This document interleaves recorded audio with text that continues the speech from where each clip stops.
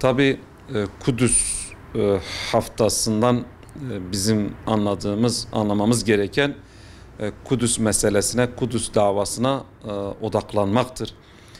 Kudüs İslam ümmeti için sıradan bir mesele değil, imani ve itikadi bir meseledir. Biz öyle bakıyoruz.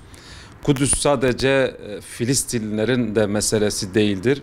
Ve orada direniş gösteren mücahitlerin de meselesi değildir. Kudüs, La ilahe illallah Muhammedun Resulullah diyen tüm Müslümanların, tüm müminlerin davasıdır. Kudüs, İslam ümmetinin namusudur ve Müslümanlar namuslarına sahip çıkması lazım. Onu muhafaza etmesi lazım. Kimlere karşı? Tabii ki terör şebekesi İsrail. Biz onları devlet olarak tanımıyoruz. Çünkü öyle bir devlet olamaz. Hukuk devletinde, hukuk anlayışında böyle bir canilik yapıp insanları katleden, çocukları katleden, her gün katliamla kadın, çocuk, yaşlı demeden anılan bir terör şebekesini biz bir devlet olarak tanımıyoruz. Öyle bir devleti de kabul etmiyoruz. Bu yönüyle İslam ülkelerine çağrımız şudur: İslam ülkeleri İsrail terör şebekesinin askeri, ekonomik ve siyasi olarak tüm ilişkilerini derhal kesmelidirler. Bu terör şebekesini terör olarak tanımalıdırlar ve bunlarla tüm bağlantılarını bu şekil kesmelidirler.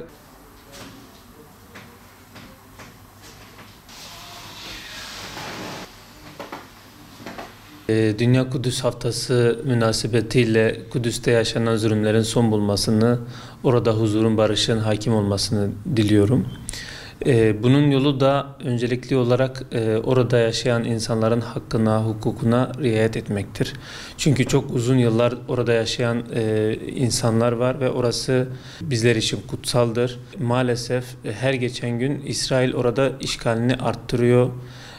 Orada bulunan insanları evlerinden zorla çıkarttırıyor, evlerini başlarına yıkıyor ve her geçen gün yeni yerleşim bölgeleri kuruyor.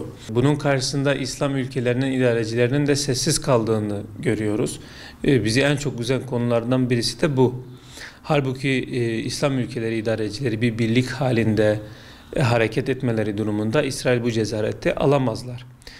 Mesela ülkemizden örnek verecek olursak yakın bir zamanda İsrail Cumhurbaşkanı'nın Türkiye'ye gelmesi söz konusu. Biz bu ziyareti doğru bulmuyoruz.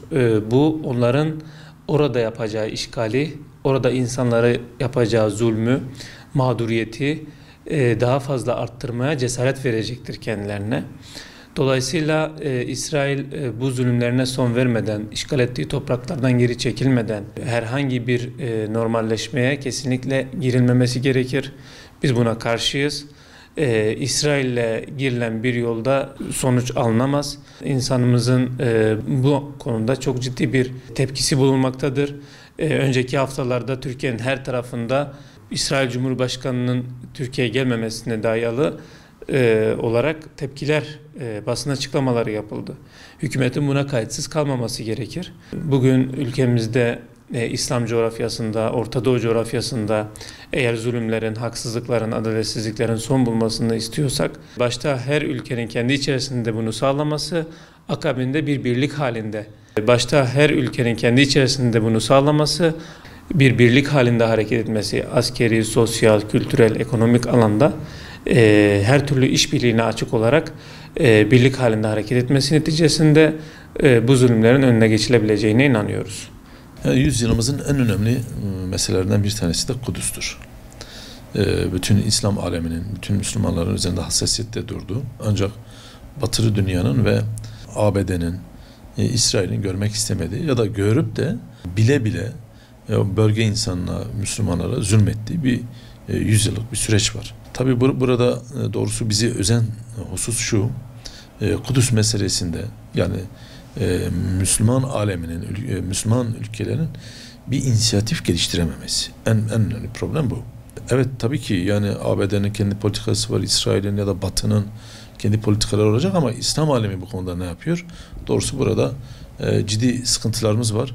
Ancak şunu çok rahatlıkla söyleyebiliyoruz. Kudüs yabana atılacak bir olay değildir. Oradaki İslami hassasiyet, İslami değerler, oradaki bütün vatandaşların ya da bütün Müslümanların değerlerine sahip çıkılması hepimiz üzerinde farzdır. Üzerine hassasiyetle durulması gerekiyor. Ve bir an önce ABD'nin, Batı dünyasının ve İsrail'in yaratmak istediği de facto durumun ortadan kaldırılması gerekiyor.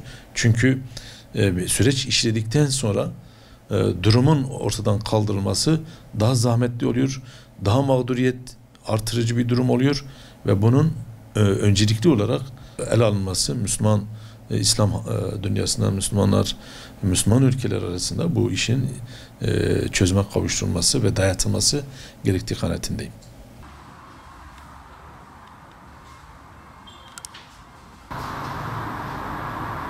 Allah Kudüs'ün korumasını biz bütün Müslümanlara vermiştir. Biz bu koruma görevini, bu kutsal görevi biz sadece Filistinlere bırakarak Filistin meselesini sadece bir mülkiyet ve bir mekan sorunu olarak göremeyiz. Kudüs bizim için sadece bir mescit, bir kutsal mekan değil. Aynı zamanda bir tevhid bilinci, evrensel İslam bilincini de temsil etmektedir. Kudüs bu açıdan bizim için vazgeçilmezdir. Hazreti Ömerler, Selahaddin Eyyubiler bu bilinç kaybolmasın diye Kudüs'ü fethettiler, İslam dünyasına hediye ettiler.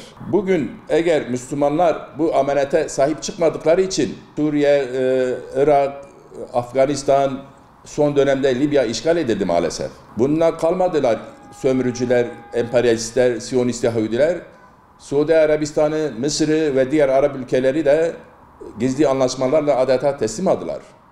Şimdi sıra tabii Türkiye, İran ve Afganistan gibi ülkeleri de kuşatmış durumda, zor durumda bırakmak için ne gerekiyorsa yapıyorlar. Kudüs bilinci, İslam bilincini yok etmek için Siyonistler, emperyalistler var gücüyle çalışıyorlar. İşte bugün Hazreti Ömer, Selahaddin Eyyubi gibi Kudüs'ü fetheden, işgalden kurtarmak durumda kalan biz Müslümanların da yeni fatihler, yeni Selahaddin Eyyubiler çıkarmak zorundayız. Kudüs'ü kurtaracak bir fatihe ihtiyacımız var.